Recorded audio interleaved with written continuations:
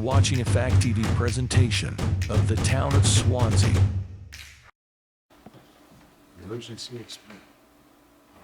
Recording in progress. Why?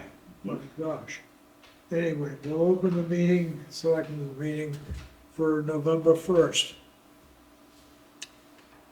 Make the motion that we approve the regular meeting minutes of October 25th. Second. Motion's been made and seconded to approve the regular meeting minutes of October 25th. Those in favor? Aye. Make a motion we approve the non-public meeting minutes for October 25th. Second. Motion's been made and seconded to approve the non-public meeting minutes of October 25th. I forgot to say whether there were any additions or deletions to the first minutes, so I'll ask about the non-public minutes. The ones that are so detailed, Yes, not for me. those in favor? Aye. Aye. Make the motion we approve the consent agenda. Second. Motion's been made and seconded to approve the consent agenda. Any additions, deletions? C and D are the same thing, so you can delete D, Oh. just the second page of the Okay. timber warrant. I know, you were gonna get it. Waiting to Just see if waiting. that actually. Those in favor? Aye. Aye. Public input. No, I don't have any. There's one person that haven't said anything. What's that? There's one person that haven't said anything. Okay. Keene Housing Kids Collaborative, Executive Director Sally, you're on. Wonderful. Well, thank you for giving me the opportunity to speak with you. I have been with the Keene Housing Kids Collaborative for nearly 2 years, and we serve over 650 children, but 150 of those children live in Swanzey. So we, although our name is still Keene Housing Kids Collaborative, we also have a partnership with the Southwestern Community Services. So the Swanzey properties that we take care of are the two Keene Housing ones, and then the one just across the street here for Southwestern Community Services.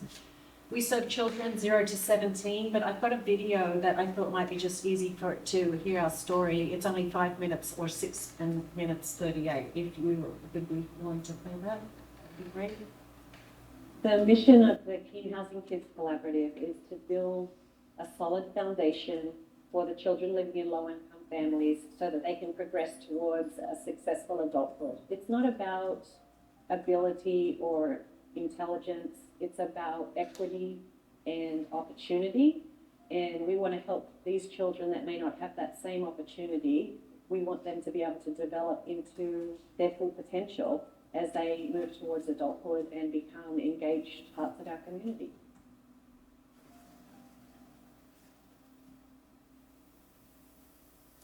We started thinking about doing something different for our kids pretty early on when I came to Keene. And so we started doing a little bit of research and found a model called the social genome model that the Urban Institute had studied for years to be one that we might be able to replicate here.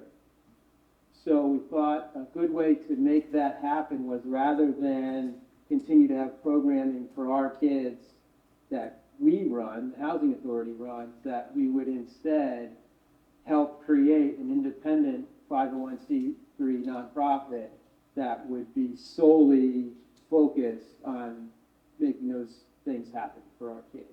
There was a lot of work that was done up front. Liz Chipman was the founding executive director, worked very closely with Josh Meehan from Keene Housing to educate and convince the community that this was something that could have a great impact to our community. But they've done an amazing job at it, because here we are, and now being able to serve over 600 children, I feel that it's a very well supported and believed in organization that can really make a difference. And I love that I get to invest my energy and time and skills into something that that makes a difference for kids. So at that time, I had just come to New Hampshire as a new mom, a new single mom, and things were actually really scary. I didn't have any daycare resources. I didn't have any after-school resources. I didn't even know where to go for a doctor's office. And so I worked with Anna a lot. I found that to be really helpful as I was really nervous. And it's not like other low-income programs that are exclusive to low-income families. We're integrated with other families that are paying top dollar for these resources, and we're treated as though we are as well. Your kids deserve these opportunities, and I know I grew up and I didn't have them. Programs like this didn't exist. I've definitely learned patience and trust. I used to have this really good connection with a horse, and then he had to get retired. So moving to this barn and having to trust another horse like that and be patient and learn with the horse and kind of just let everything fall into place. The founding partners that Kids Collaborative collaborated with in 2015, the Keene Family YMCA, Moco Arts, Keene Parks and Recreation, and a therapeutic horse riding center at that time was called Miracles in Motion. They saw it as a way to reach kids that they may not be able to reach normally. You've seen now we have over or close to 50 different community partners. And that's what I really love, is that we've just got such a rich variety of programming. It's been great because they get to experience all different sorts of things. So it kind of makes them well-rounded, kind of gives them a better idea of what's out there, and which is really nice. Sharing those 30 or 45 minutes, you will see your kids. I saw you doing that. You're amazing. You're getting better. You know, remember at the beginning? So that opens a door for communicating with your kids, for a healthy communication with your family. I definitely think it's helped improve their self-esteem and their confidence in themselves. I love swimming a lot, and whenever we go to the lake, I would feel like I'm the professional. I'm like the better swimmer in the lake. But they have a lot more personality now. They're outgoing a lot more, which to me is huge.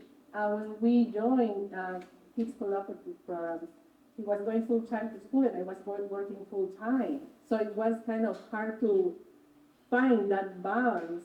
And it was amazing. It was amazing to see that my kids were in the right place, learning amazing things when we had the opportunity to work and study, you know, and grow as a marriage, as a family. I feel like we're not only helping the kids and the Kids Collab, but we're also promoting all these other great organizations in our community. I'm excited for us to expand the number of kids that we're impacting. This is an independent organization, and they rely upon local philanthropy and partnerships to survive and to grow. And so I think it's really important that folks recognize that that's how the collaborative is going to be successful, and that's how we're going to grow. The big aha moment for me is always when I speak with the children, and you just see that glow in their faces when they talk about the experiences they're having. Also, let's not forget the parents.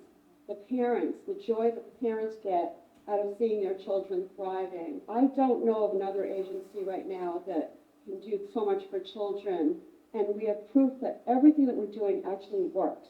We have a partnership with the Keene School District because we want to measure the impact we're having in terms of academic progress, to be able to show our supporters that there is real evidence to support our mission and the philosophy that we have in investing in these kids. So I feel really lucky to be a part of that. I just am excited to see how well the organization's doing and how the lab is growing. And I'm really excited to see what it looks like.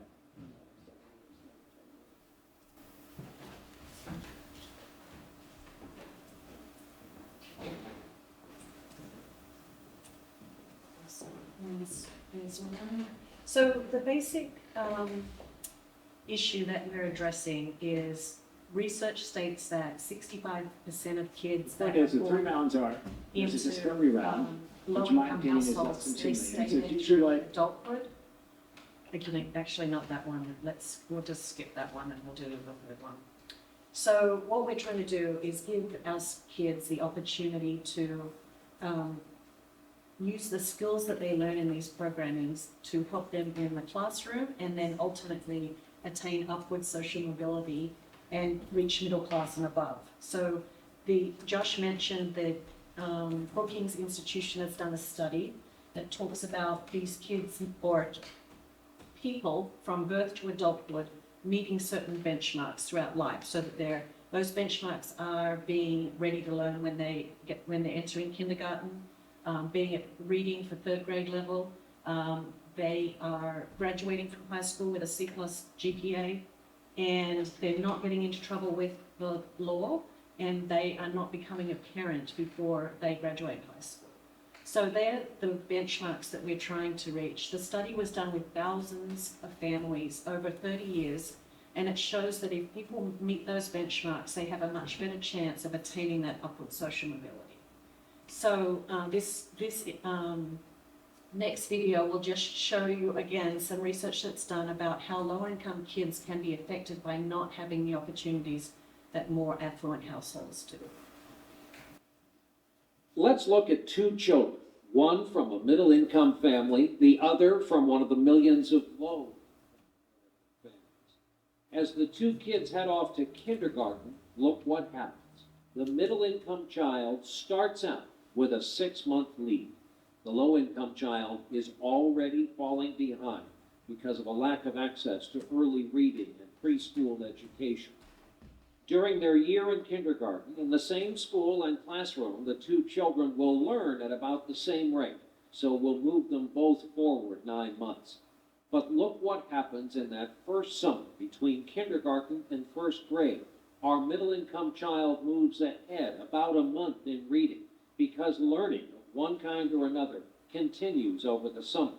The low-income child falls back about 2 months. So when school begins again, when they go back for first grade, the gap between them has already widened. During first grade, again, they move ahead at about the same rate, another 9 months. That next summer, the activities and lifestyle of the middle-income family keep that child moving forward. But the low-income child has fewer opportunities to reinforce good habits like reading, and that child falls farther behind. Then we come to second grade, and again, our two children learn at the same rate. But the summer after second grade sets our low-income child back again, and our middle-income child moves forward again, and the gap widens again. By just the third grade, the two children are already far apart. By the end of fifth grade, the gap between the children is 2.5 to 3 years. It will keep growing through middle school. So you see, without addressing what's happening during the summer, it is impossible to ever catch up. It's impossible to close the gap. No matter how much high-quality learning goes on from September to June, every year the gap widens. So that's pretty stark statistics there that just show that that's what can happen with low-income kids, is that there's opportunity gaps created, and they're at risk for risky behaviour. So we're focusing on the out-of-school time that they have available. 90% of a child's life is spent outside of school, which really sounds high, but when you're adding in weekends, the after-school hours on the weekdays, the vacations, that's 90% of their time. So that's a lot of time that other children are receiving these opportunities and learning, while our lower income kids have that financial barrier and are not able to. So what we're ultimately doing is trying to break that cycle of poverty. So trying to move those kids into more of a successful adulthood. We partner with existing programming. So the Kids Collaborative is not providing the services. We're partnering with 50 different community partners. We like to have a diverse range because every kid learns differently. Every kid has something that they're interested in, whether it's music or dance or athletics or academic-based programming. So we want to provide that big diversity for our families to select from. We partner with the Swanzey Rec and send kids, help kids, although the cost for that is quite reasonable, our families are operating on an average median income of less than $30,000 a year. So that's for a household with one or more children. So it's just, you would understand how difficult it would be for them to access the more expensive opportunities that are available. So we are a nonprofit, and we do lean on funding from individuals, from corporations. We do get some money from the city of Keene. We're fortunate enough to receive $10,000. And we put in a request to the Swanzey, the town of Swanzey, to have a comparable level of investment that the city of Keene does. So they're about 20% of our children are in Swanzey, so we were asking for the support of $2,000 a year from the town of Swanzey. So if you have any questions, I'd be willing to answer them. Just have a question, technical, just detail. You indicate in the letter 90 children, but I think you said 150? Yes, I'm sorry, I didn't update that, but we have added children into our program since I had actually submitted that little letter last year, but we have now close to 150 children, because it's not just children in those properties. We also serve or families that receive a housing choice voucher from Keene Housing, and they can live on the private market. So there's around 150 in the Swanzey town area. And in the first video, there was an indication that there's communication with SAU 29. Yes. Is there similar communication with SAU 93? We are working to establish that. So what we do with Keene School District is we receive what we call de-identified data from them in relation to test scores and discipline, tardies and absences from school.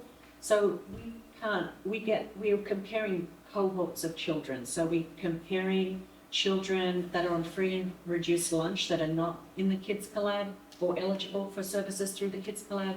We compare them with children in the Collab, and then we compare them to the rest of the student population.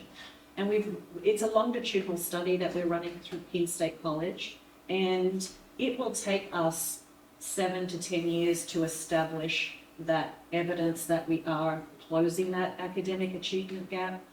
But we are working with Monadnock Regional School District to see if we can set up a very similar study with the children in their school district. Great.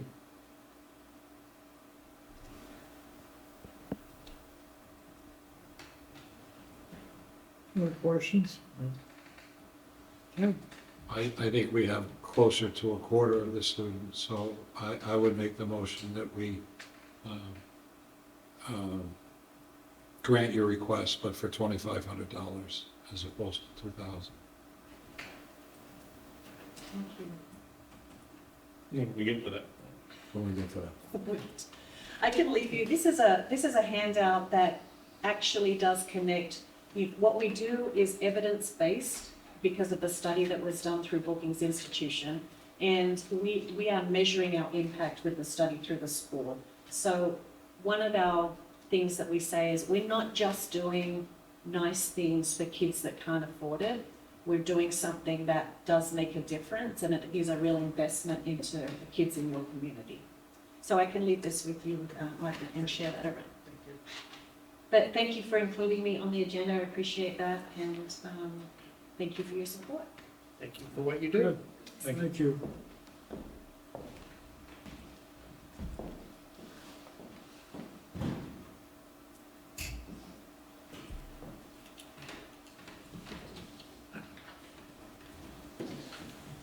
There she is. My turn. Your turn. Well, hello. You had a phenomenal experience on Saturday. Yes, when the first thing that we really wrapped up was, I got to figure out a bigger space. Because like you said, it keeps growing, like, people are walking already 10 minutes to attend the event. And that was when we had overflow at Cutler, and the overflow in front of the field house, and down at Oakbrow. And like, those spaces were pretty tight. So I'm like, I think the parking worked out. it did, having Much designated better. parking and like signs worked out. I'm just worried it continues to grow. We were already tight with the new plan this year. It's just gonna keep getting I think you bigger. have more room than you think. I don't think Old Pro was too full. It was before you came. A lot of people left around 4. I was there at 3:30. Oh, you were? I have pictures sent to you. Either way, the fact that they're parking that far away is a pretty good indication. Exactly, yes. Good for you. It was all, it's holidays with me. What's that? You should have corrected here. We can do that. The school. Grange. Yeah, we talked about the school, the Grange, even just something in the center of town where maybe we have the trunk or treat where they could park at the school, just because it's more condensed parking for the attendees, and then have the trunk or treat maybe be around the Grange and the town hall and different areas like that. We can spook them and put people in the center. All conversation like the beginning of the year. We to this time. You can, yeah. Yep.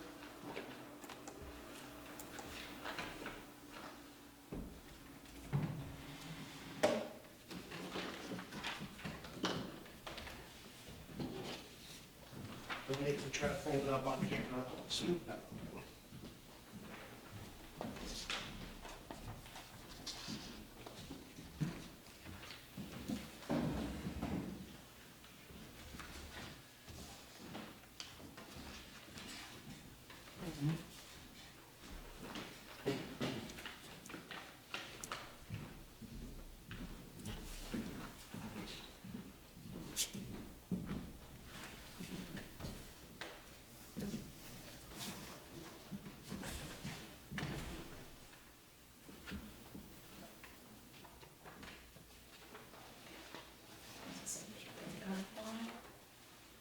Yeah, if you want a copy.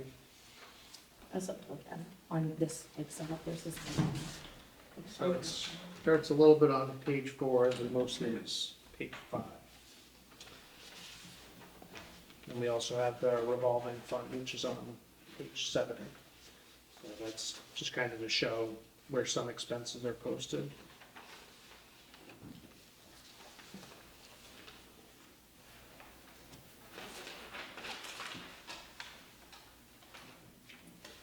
You want to touch on some of the highlights? Changes? Well, for the general budget, really not much change. Some things got added. Obviously, we have the gas that was added in along with the vehicle maintenance line item. We're looking more towards to break out the electricity budget now that I really have a full year to look at all 3 different properties and kind of dissect what was being paid where for everything. The software, I think, is a... Via the software, which that is a new fee, but the rec desk program has made it easier for registrations. Our Schools Out program, the parents can come in and now digitally sign in and out of their kids. So it's not me losing a kid or having soggy paperwork or losing paperwork. It's all kept in one database. It also allows households to create a general household. And then from there, they can register their kids, so they're not filling out a new form every single time they sign their child up for a program. Their child's already preset in the system. There's a lot more to the program that I'm going to hopefully work through with Katrina this winter on like rentals for the Wickham Hall. The plan will be all of the rentals for Brown Memorial Field next year will also go through the programming, which makes it be a more direct pay. It's not me having to say, okay, can you get to the town hall and drop a check off? They can pay online right then and there the minute they book in any of the different facilities. And with the My Rec too, we can set it so that people can request to like book the hall, and then Katrina can do her whole steps and situations of going through and making sure whatever they're trying to do would work for our space before charging them and things like that, but still having it all be able to invoice and be done right through the website. So there is a little bit more of a fee with that, but that also eliminates hundreds of pieces of paperwork, of printing, of chasing checks, of trying to have parents show up at the town hall, having parents drop stuff off in the drop box, no information on it, and me and Kevin trying to figure out what it's for and things like that.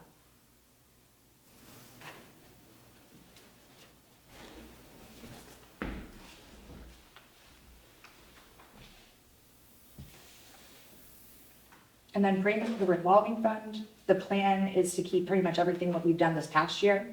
We did add in a wage line for coaches and referees because I'm now getting a consistent amount of actually even my summer camp staff who are able to dual uses. So instead of 1099 not volunteers but outside refs and having to have a check cut to them, people are being able to be paid right through and they can submit everything through Novatime, which that makes it easier on my end, just making sure that people who are doing the work are getting paid appropriately.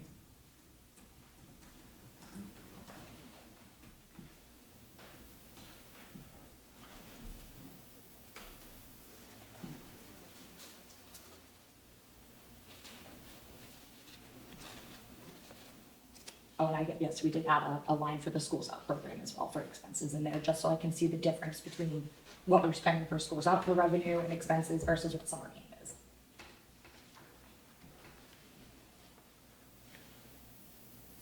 How's the rubbish removal work? Is that, That's just the dumpster at Richardson Park. okay, so that's a It's closed. management dumpster? Yeah. No, the one in, is that the one in Or Jaffrey? rents? And it's, Waste management. I call Either way. them the office in Jaffrey, when I open it in May and when I close it in September. So it's only seasonal, that dumpster. is DPW going around doing garbage runs at other places that they can't do Richardson Park once though? I don't know if that. We have to empty the trash cans daily at Richardson Park, especially with summer camp going. We can't leave any like food, especially in the building overnight. I was assuming that's why we had a dumpster, just because it's probably hard for Public Works to get down into Yeah, all of I that. mean, well, if it's every day that you need the service. Yeah. So, We fill it weekly. okay. By the time they show up, between the public trash and the bathroom now trash and then Yeah. summer camp trash. Okay. Those kids eat a lot of food. We've learned the hard way if you lock it in the building at night, how much fun it does not smell in the morning. But everywhere else is picked up by Public Works.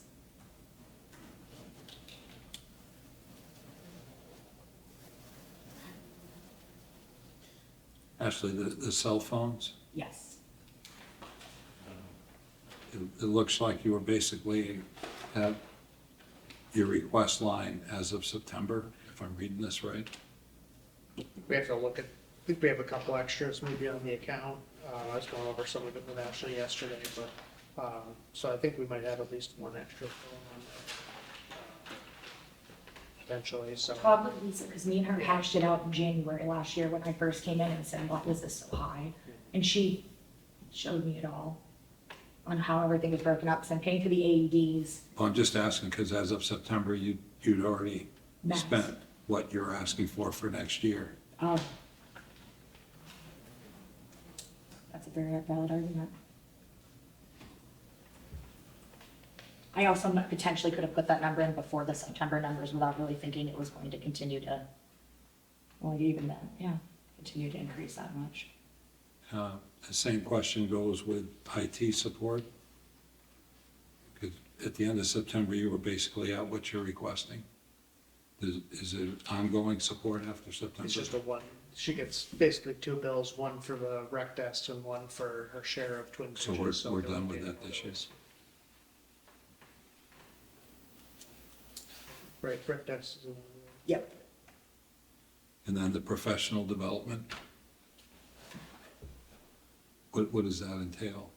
So that's things like summer camp staff training, the lifeguard trainings, me attending the annual conference, and then any other like professional development I may do towards my job. Last year included the swim instructor courses for the staff to become swim instructor certified.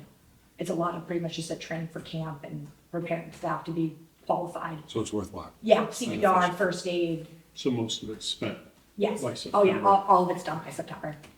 So as of September, you had spent more than you're asking for this year, this coming year? I feel like that number doesn't match. Well, so even based on what I have, so I have every line item broken out into exactly how everything is spent. For what I'm planning on spending next year, for the annual conference, for the lifeguard training, for summer cap training, for CPR first aid, and for my annual membership to the Park and Recs is only going to be, in my total, $3,508. Is that different than what's on here? We got 25. So it is a little different. I apologize, I did not go into BSNA and update my numbers as I put in my Excel sheet. So that should be 35? Yes. And that would be every single training between January and December of next year.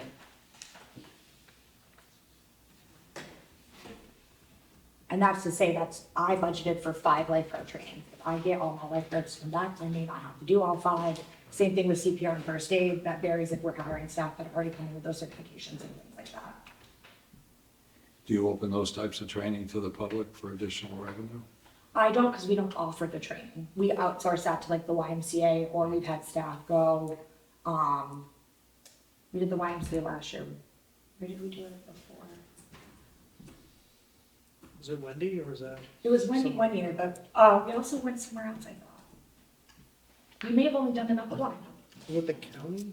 Did The county covered them. I feel like I had 2 staff that went. It might have just been the Y now that Wendy has left.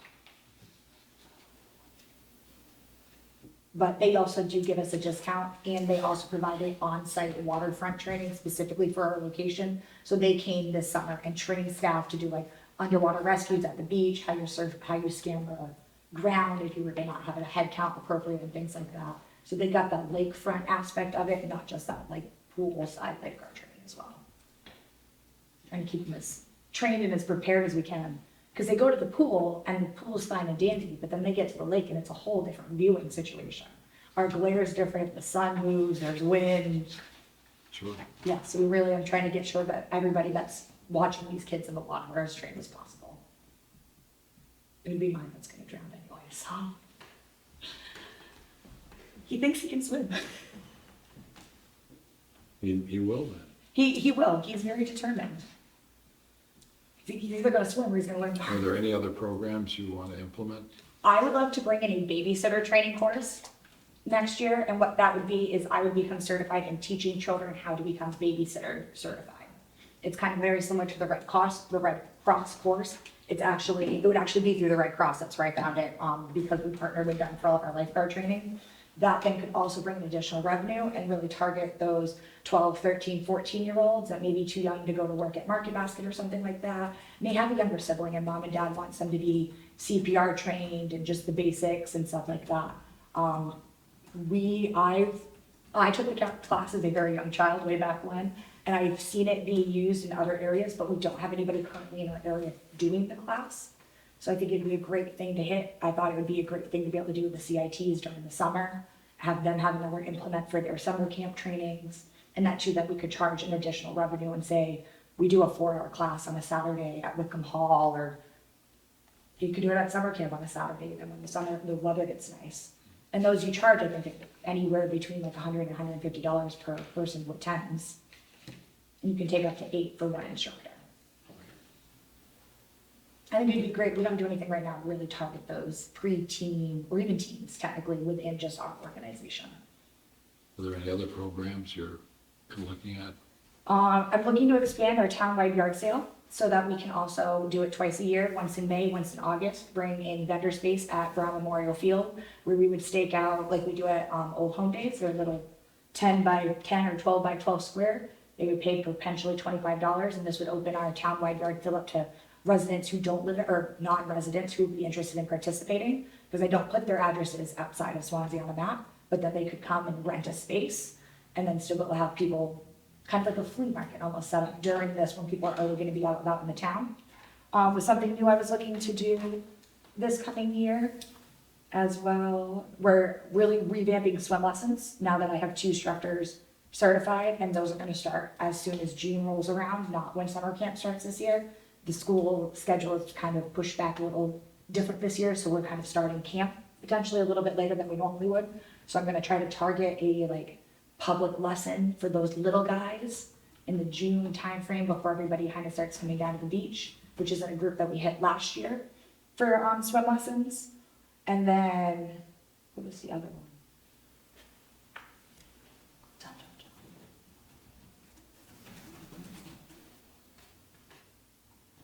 Oh, the dog parade, which that would another just be kind of more like a community event, kind of based around the Halloween block party.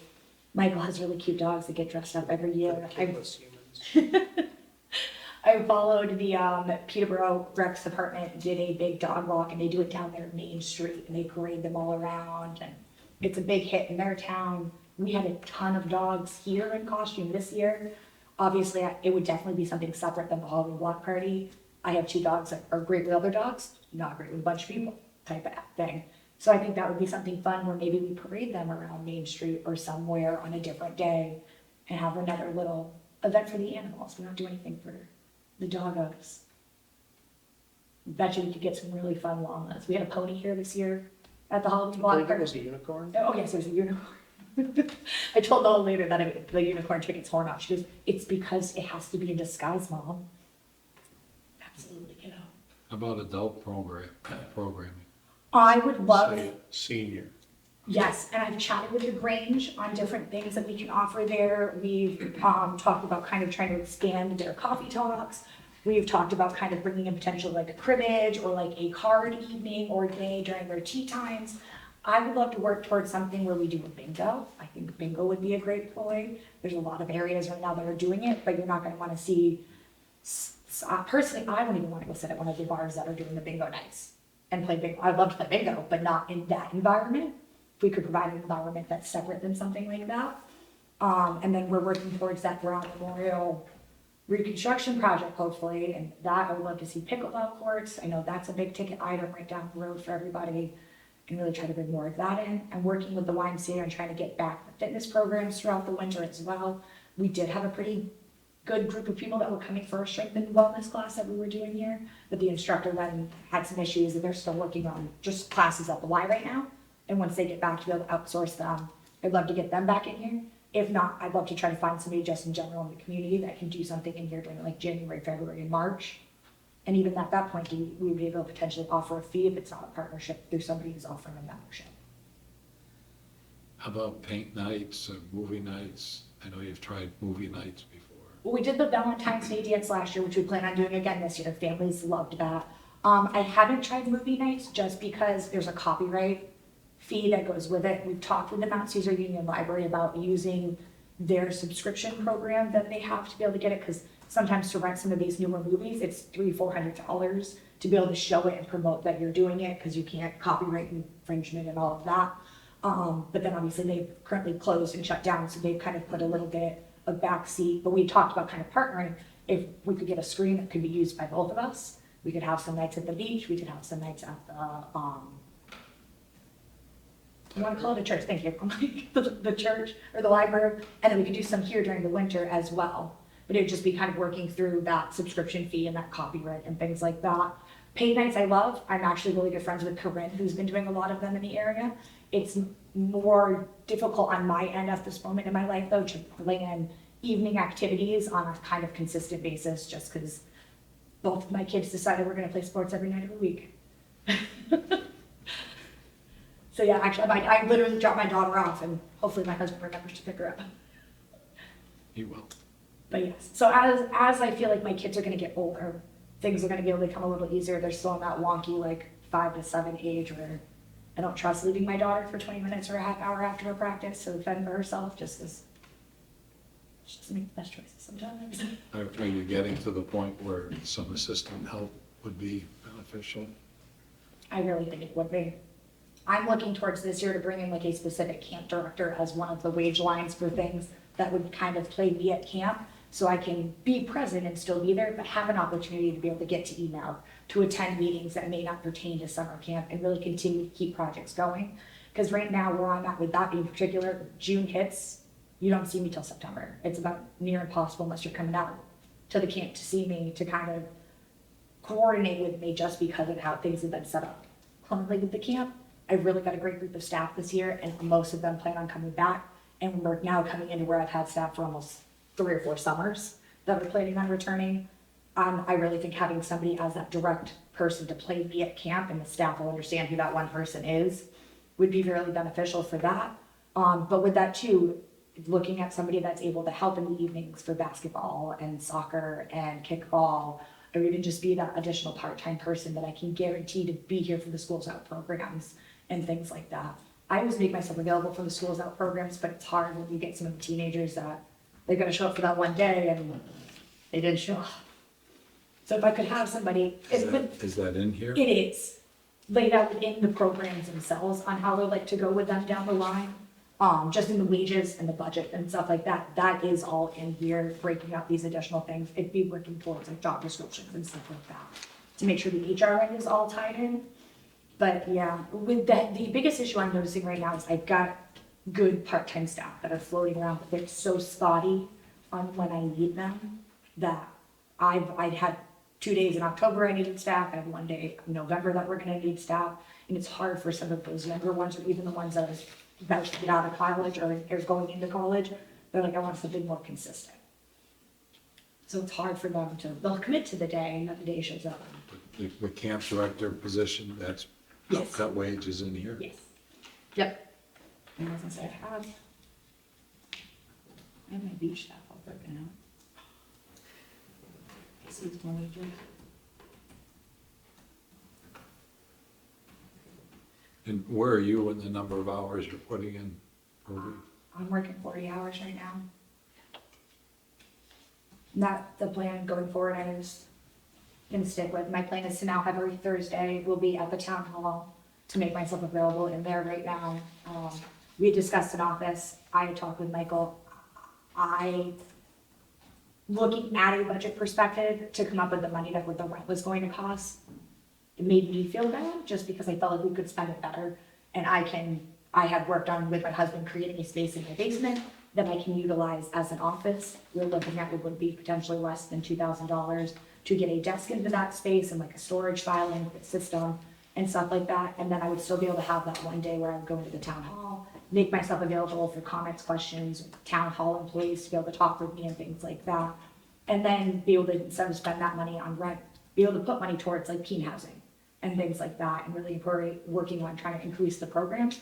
Because there's so much that's gonna change in 3 to 4 years that if we could save that rent money and then figure out what potentially could happen between Cutler, the Grange, all the other projects we have going on, that may not potentially cost us continuous money down the road, makes me feel just a little better. I feel bad because it was my biggest confliction. I don't wanna cost people this money if I can make it work. And took a little cleaning, but we made it work. Thank you. Yes. Good. Okay, Thank you. You're welcome. thank you. It's yours. We have so many awesome things coming up. It's gonna be great. You're doing a heck of a job there, young lady. We're expanding our basketball program this year. That's the goal. I'm really trying to work towards expanding things, and I've been working with a lot of the middle school coaches and like especially soccer and stuff like that to really help build this become a feeder program for Monadnock. If anyone's attended some of the school functions lately, there's not a lot of kids on a lot of the teams lately. Sure is. Like it was competitive when I was there. Like you got cut from JV, and now they're lucky if they have JV teams that go away. So I would love to help build feeder programs and then too maybe work on extending our programs out to lacrosse or maybe potentially a field hockey type thing that they could do outside of just like the field house in the winter. Sure. So we've got potential. Good for you. Awesome. Have a great evening. Good night, Ashlee. You're up, Stephon. Is he running this meeting or are you? No, he was just looking at me, so I figured I'd say we turn. What the heck? Definitely, yeah, there you go. Good evening all. I am here to discuss air source heat pumps for town hall. We are planning on putting 1 unit in every exterior office that we have in the building, plus 1 in the ambient space in the center of the building. They will be connected to 4 outdoor units. The cost should be $48,000, and that includes for all the units, the labor, the contingency, as well as sealing up existing holes, whatnot. And it should take about 2 weeks done, or sorry, 4 to 5 8-hour days. In like 2 weeks. How many heads? 8. Would we get one down into the fire department if needed? Planning on it, it's doable. In my expertise, the one problem you have with that is you would have to put a pump on it for condensation because it's below grade. Well, hopefully the bond will pass and it's not an issue, but What's involved with putting a pump on it if we needed to go that route? It's honestly. It's just a condensing pump, isn't it? Yeah, Just it's a like little- EB, Yeah. yeah. It's just kind of loud and annoying. But it's doable. What would the cost be roughly to add that ninth head? Would we need another unit outside, or would be able to work off of what you have?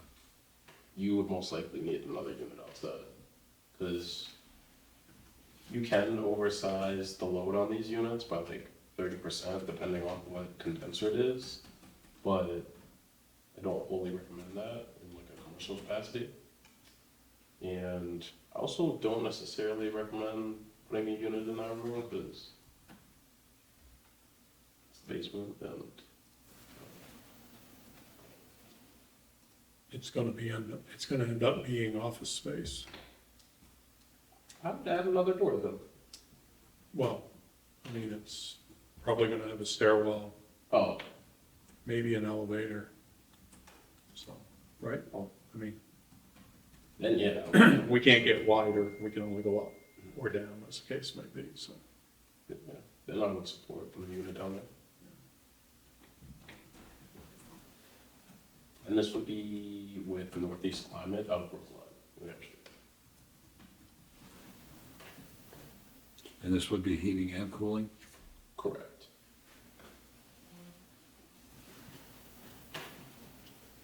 Would you be able to check to see if we could get that ninth head on the existing units? It will take a little bit of time though, because playing with the load is, Playing with what? the load? The E-count load, yeah. Yep. So, but I might be able to do it myself too, but I will ask that. Thank you. When do you anticipate the install? He says approximately 2 weeks. This year? So yes, by year's end. Do we have the electrical service to handle it? I was told we do. lot of the Just panel- did some work there. Yeah, a lot of the panel was upgraded, when the generator went in, so I think that was helpful. Which I would have to ask him again about electrical, if you want to add another unit, because it'd be a pretty large unit that goes in the basement. Would we need to do the whole space or just the conference room? Well, I think you'd want the capability going forward, but To pick it all up? yeah, short term, maybe just a conference room. Bless you. It's like 12 to 15,000 BTUs. It also depends whether or not, like, I don't know what heating and cooling sources are currently down there. Just the window air conditioner. And then as far as heat, it's the boiler. Like 12 to 15,000 BTUs. Probably use the heat aspect more than the AC down there, right? Usually anytime I've been down there, it's pretty cool. Depends what the summer brings. And where would the funding come from? The Town Hall Improvements Expendable Trust Fund, And there's adequate, 25,000 spare. what's that? 25,000 spare. Right. It'll make everybody a little happier, I suspect.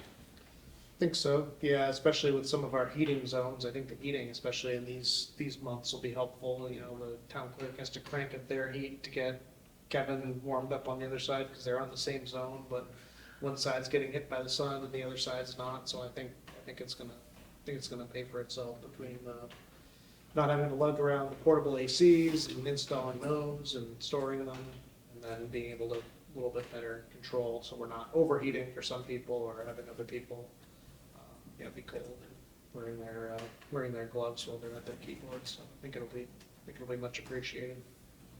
So each, what's that? And better air quality. And each unit's individually controlled? Each head? is. Great.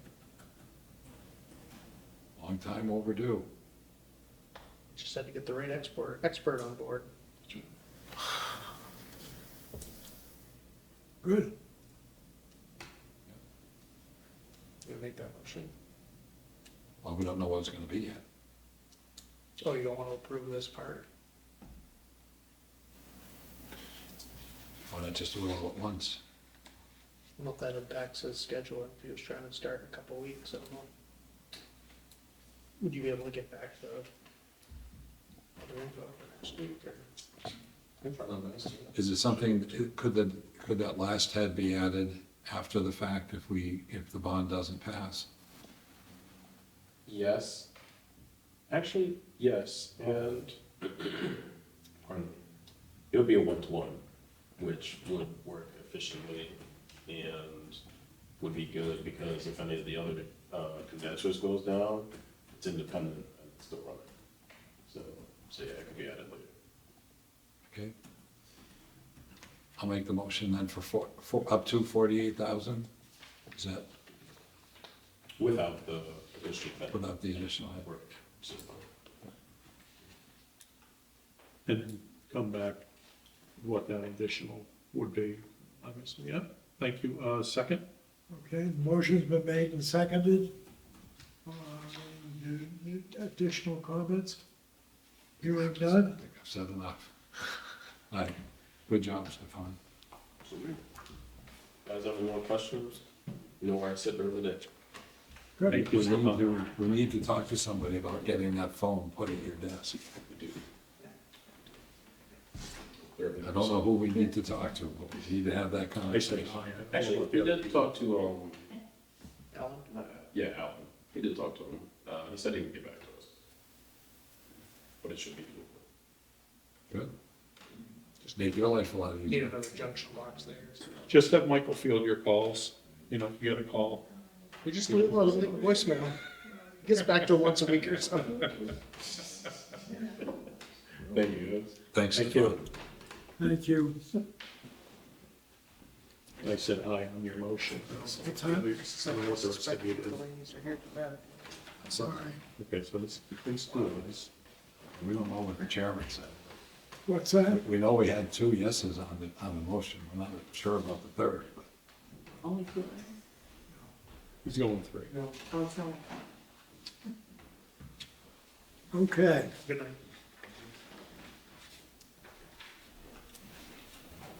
Storm damage, bottom line.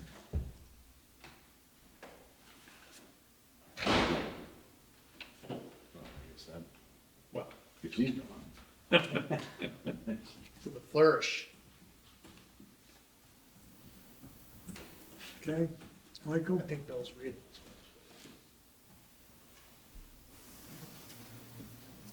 What's that? So I think we obviously wanted to get back to you folks in terms of your requests, so I prepared a draft letter for the board to consider to see if it met their expectations. Basically just summarizing more or less what we had discussed, that we feel we need to go with the legal advice that we're not able to contribute towards the damage. Have you been back to the attorney since we had our meeting? Have I been back to? As the board approached, you were gonna go and ask for comment from the attorney on what we presented. Yes. Okay.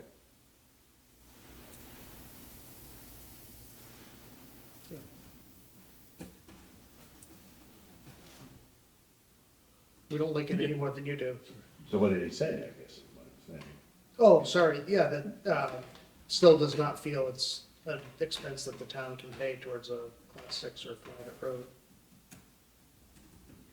He's still on the private road side of that's more than anything else, Correct. other than the improvement that we made on the whole system itself, the netting of the road. Okay. So where do we go from here?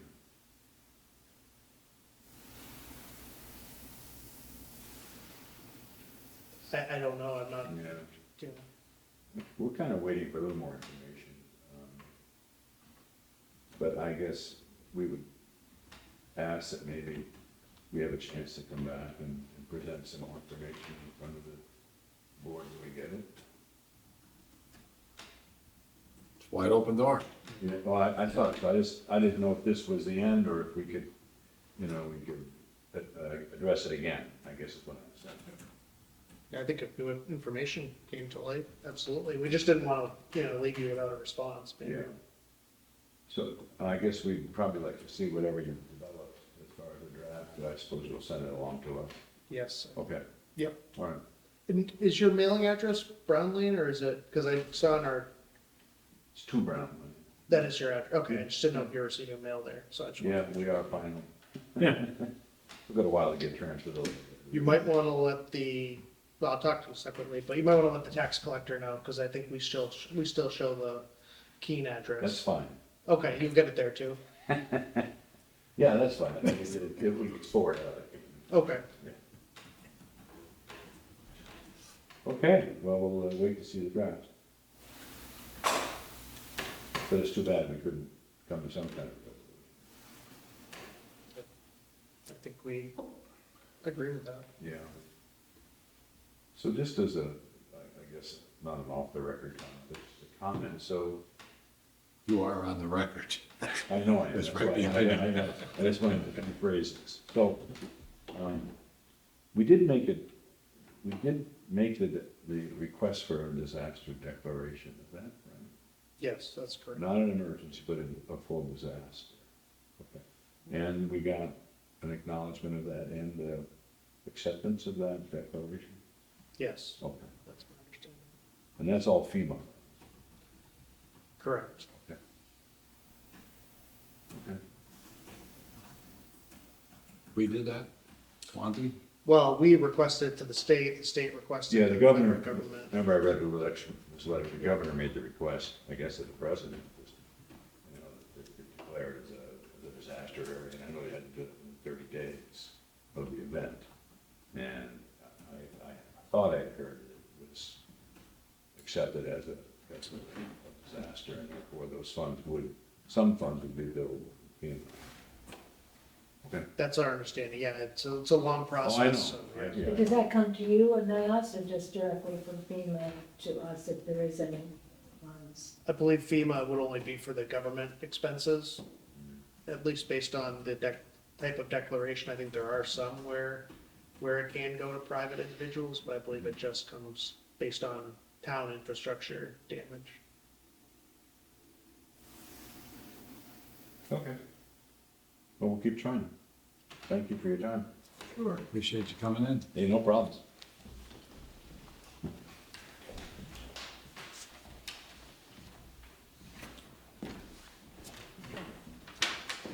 Budget review.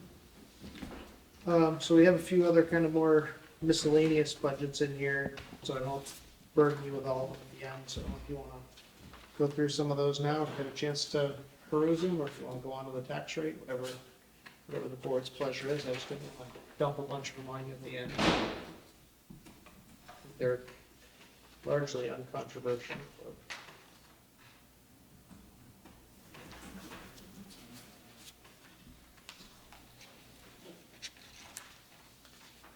Page we on, Michael. Well, if you want to look at the budget sheets, it's the big ones. If you want to go back to the, Oh, just Number 5. waiting for direction. So am I. Number five. Well, it's under new business. There's not a page. So like you said, it's just a big page, it's their budget.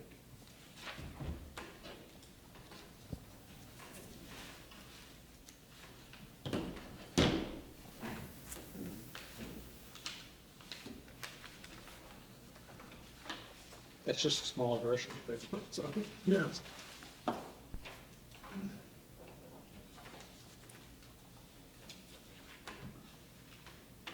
Take 2 minutes and Sure. review it.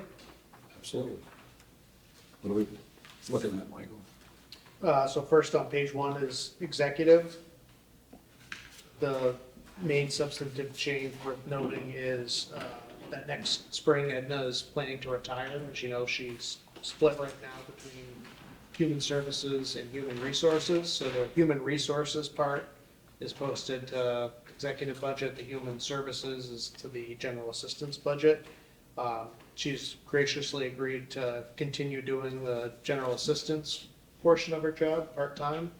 And I would advocate that, and I've budgeted based on including the human resources coordinator position as a full-time position. So we'd be basically maintaining the full-time position and adding a part-time welfare coordinator, human service coordinator. I think the most significant benefit to having the HR coordinator full-time would be helping keep us better up to date on policies. As you know, the personnel policy was a long and painful process, and I think a lot of the reason that's the case is we don't have someone focused on a lot of these policies. It's her, I, Teresa, different positions as time allows. So I think having someone with a little more dedicated time to periodically, one policy or two a month get updated, I think would be a big benefit. Human health and safety for our employees and training, I think, is another area where we could kind of improve a little bit by having a little more time to dedicate. So those are a few of the benefits, I think, of having that So position. would the coordinator, or I'm sorry, would Edna's role continue to be the front-facing role, the one that the public would engage? Public assistance, general Right. assistance, yes. Whereas with HR, they would not be engaging with the public. Correct. So would that person go into the space where Mike Jasmine used to be? Nope, I think the human resources person would be in Edna's space, and Edna would have a combination of some time from home, and then obviously when she's meeting with clients she'd have a few dedicated days. So it might be in the conference room, might be in the space that you were mentioning where Mike used to sit. We lose confidentiality there. In that, yeah, she would have to go in the conference room if she had client meetings. So she'd try to, we'd maybe book, all right, 10 to 2 on Monday, Wednesday, Friday. That's kind of when Edna's going to be in. With the pace of business in terms of help to the citizens that need it, would that be adequate? I think so. There's probably not a whole lot of conference, so much or interviews. There's probably more just filling out the forms, right? It's filling out the forms and then going over. She does a great job counseling folks and working on budgeting and a lot of things to help, get them more self-reliant and off the assistance. So there's some of that. And how many hours do you think she'd be? Average of 20 hours a week.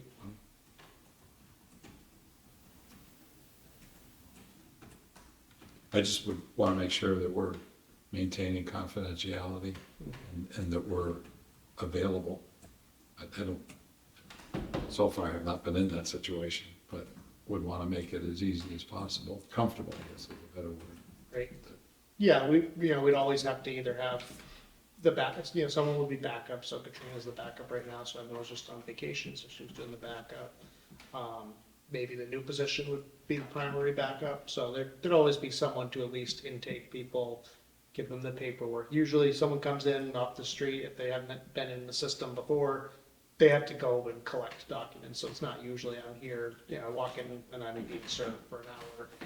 There's usually, not always, but usually they have to go back, they need bank statements and a lot of documentation. So usually they come in, they get the form, we would say, here's Edna's card, please contact her to set up an appointment. Great. And this would start, I was thinking it was end of year, but it's. No, it's probably, it's not a firm date, but March, April, May, something like that. So you have time. Yeah. And what do you anticipate for the scale on the coordinators, the human resources? I budgeted at like 60,000 right now, so I don't know the labor grade off the top of my head, but. And given our experience with other openings, you feel like that's adequate? It's a place to start. Is it something we could subcontract out like IT? Human resource, that'd be nice. I can see if anyone's doing that. Yeah, I know. Yeah. Because it's, you're keeping up with state regs and whatnot, and federal law. It'd be nice if there was some kind of a regional approach. Get multiple towns involved, and that way you're not having 10 people in the county trying to stay up Yeah, reinventing the wheel. yeah. Yeah, I can see if anyone's doing that. Maybe somebody that lives in town Maybe. wants to retire from the big city.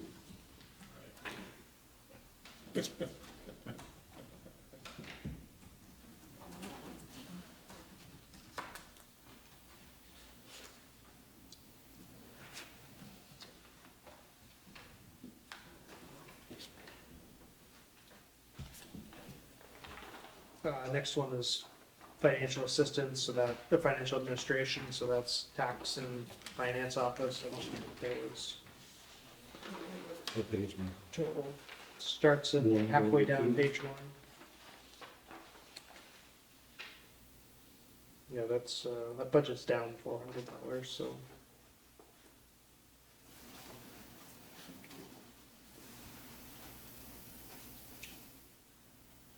Main changes are shifting between Kevin's wages and different lines. So again, basically level. So what are the add to bring the multiples of 5s and 10s? Oh, just has a, just to round it up, basically, to round the numbers to even numbers. So if it came out, if she did the math and it came out to $23.98, she put in $2 to get up to $2,400 or something like that. Gotcha. Rounding. There's an add to, or deduct to bring the multiple of 25. Page 2. Yes, there is.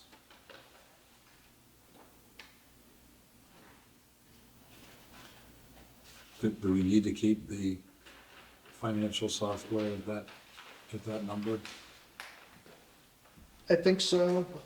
One thing we need to look at for next year is Novatime. The company we picked for timekeeping got bought out by Kronos, which is a big time clock company. If you ever worked somewhere with a time clock, you probably had one. I did when I worked in college. So we were able to stay on the kind of legacy software for a little while, but we're going to have to, we had a 5-year contract with them. So, but by the end of the agreement, we need to transfer over. And the sooner we do it, the better the deal is. So I kind of figured that money could help cover that transition next year. And the other aspect could be if we want to add a module in BSNA as we get a little more settled in. We've talked about having either cash receipts, which would be some invoicing for like Whitcomb Hall, some miscellaneous details, could use it for a few different things, carpenter home, and purchase orders. We wanted to have a purchase ordering process for larger purchases. So yeah, I'd like to keep that level, even though we're not going to spend it all this year.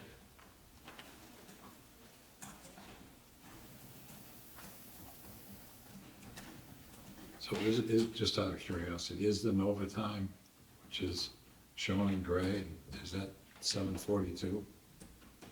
5%? I'm just asking. So we have the one above that, Novatime timekeeping, is Yeah. 14,830. Right. And then we have the estimated increase at 5% is a 742. Okay, And so then up so at the the- top, I have the Novatime. Now I understand. Kronos So they're on the gray and the actual numbers on the white. Correct. Those are the footnotes, they call them. Yeah, okay. So those all should add up to the 30 and the 70. That's why nothing's spent in each of the subcategories.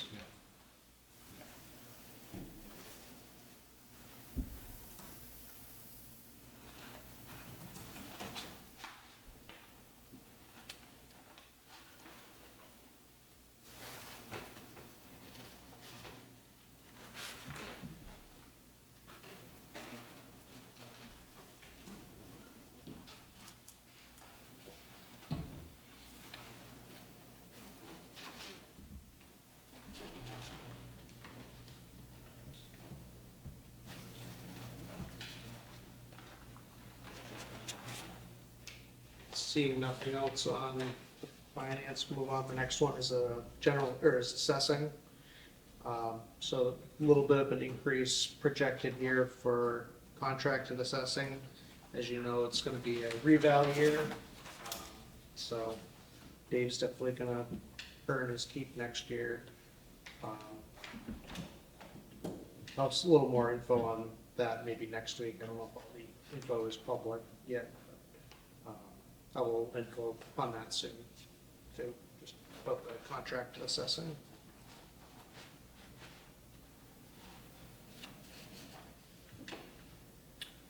Next budget is general government buildings on the top of page 4.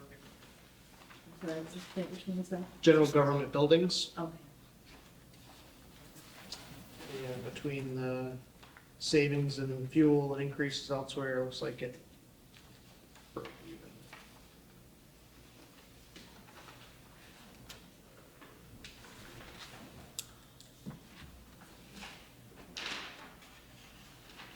Page 4.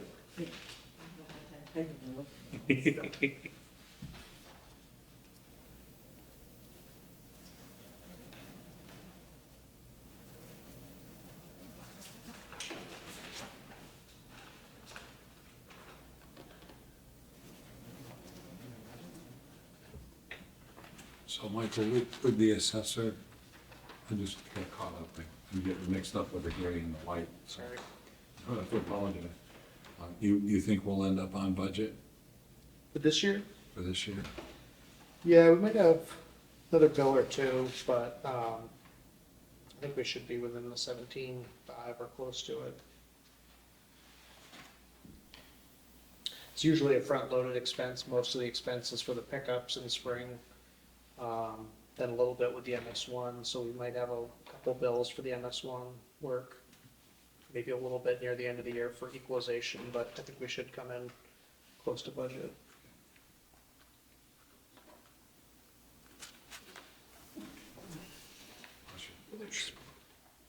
It's not good to hold it in, Mike.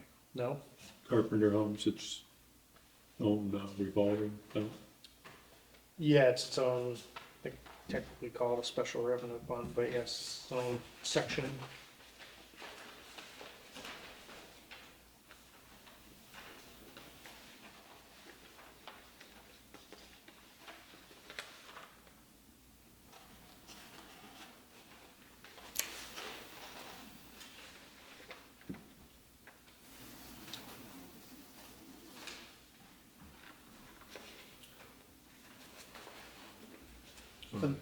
Sorry.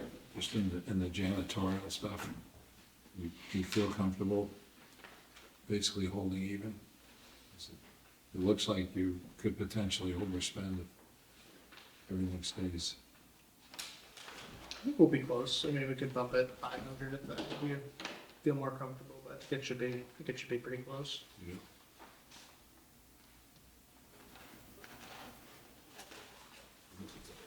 Just looks to me like we'll be a few thousand under.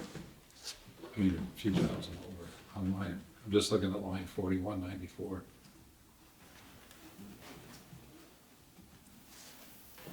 Yeah, I'm just gonna check the, what we've been normally doing monthly.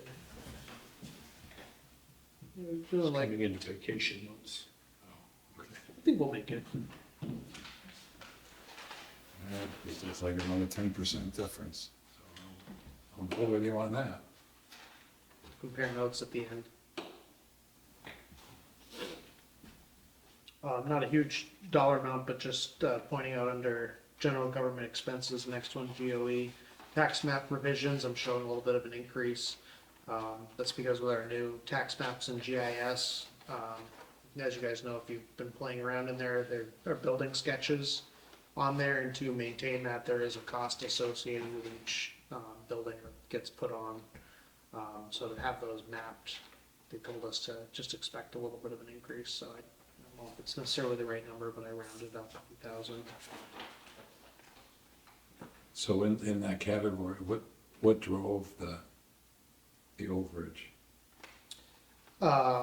So why we're over budget, if you look at the third from the bottom. 54,000. Yeah, so that was an encumbered, or that was a warrant article, and we have to post it to some line item. I didn't see the 5. And when you look at the bottom line spending, you have to remember that that's in there, so.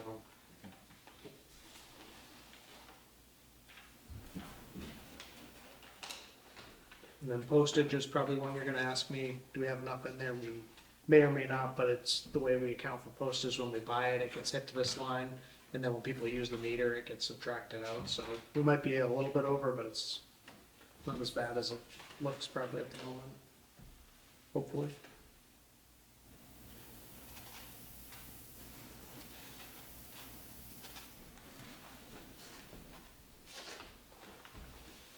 Convinced me on the other one, if what seems like a little bit more than this one, so I'm with you, as long as it's coming out of your petty cash. Unbalanced.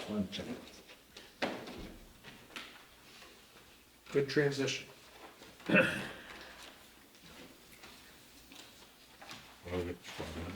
Next item, unless you have any other budget. No, next reading. So I put on the tax rate, my DRA kept saying, nope, not ready, thinking, oh, if I put it on, maybe it'll happen, and this time worked, so we got the call this afternoon. So we did have a couple revenues that increased when they set the rate. So meals and rooms, or one revenue that was higher. Meals and rooms was a little bit higher, so that got increased, so 62,000, yeah, a little over 62,000, so that was nice. Block grant decreased 1,000, not a big deal. The 2023 assessed values were about 3% higher, so that helped bring down the rate a little bit more, or less than it otherwise would have. Fortunately, we're looking at an overall rate increase more than we normally like, but between the additional revenue and the higher assessed value, could have been worse, or would have been worse otherwise. So without any further adjustment, you'd be looking at a town rate of $7.55 and a total rate of $26.87. Or $27.48, all gets a no Swanzey.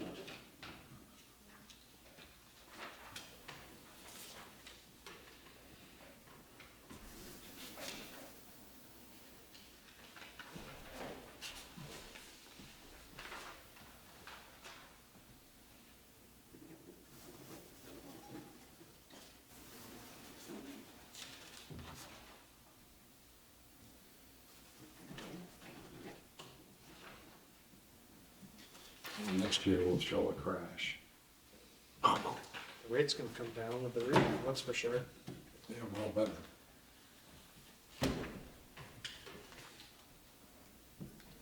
The nice thing is dollars aren't worth this much, so really, Really, this, we're down 7%.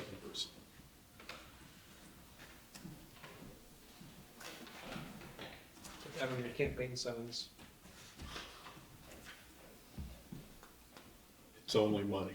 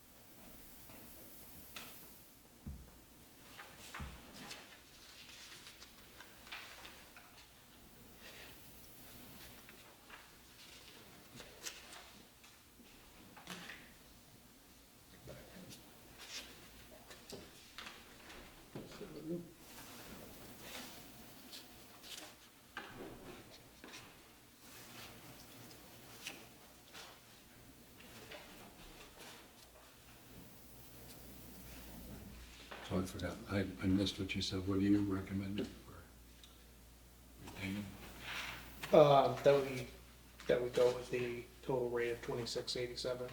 And how did we get there again? Sorry. It's just based on with the budget that it was approved, the revenues, as adjusted by DRA, and then the amount of fund balance that we had budgeted, which was 400,000. So what's our tax rate? It's gonna go from 753 to what? 683 to 755 for the town portion. Oh, I'm sorry, I got it, IT person. I gotta look at my own colors. They gotta do a slide that print out my own colors. Gee, It was black and white. and it was exactly black and white, and just wasn't looking at it that way. So, yeah. One is meant, we kind of did throw us off with a lot of 2022, so, It gets confusing. And Julius was like, we were discussing the other day, this year and next year, it gets confusing this time of year. 22 or 23 or 24? Yeah. So it'd be good to have this rate, at least then we'll get the warrants run and put those out. Want that motion? Is it consensus or? I think we've done a motion historically. Okay, I'll make the motion that we set the overall tax rate at 26.87. second. Motion made and seconded. All in favor? Aye. Aye. Thank you. Yet again, the Swampy holds the line. And you added to your empire too. That's right. We keep adding to it. Moving south.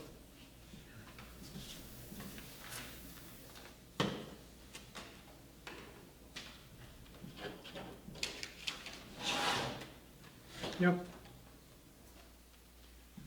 Make the motion that we go into non-public under A. Second. Motion made and seconded to go under A. Colby. Aye. Walker. Karazinski. Aye.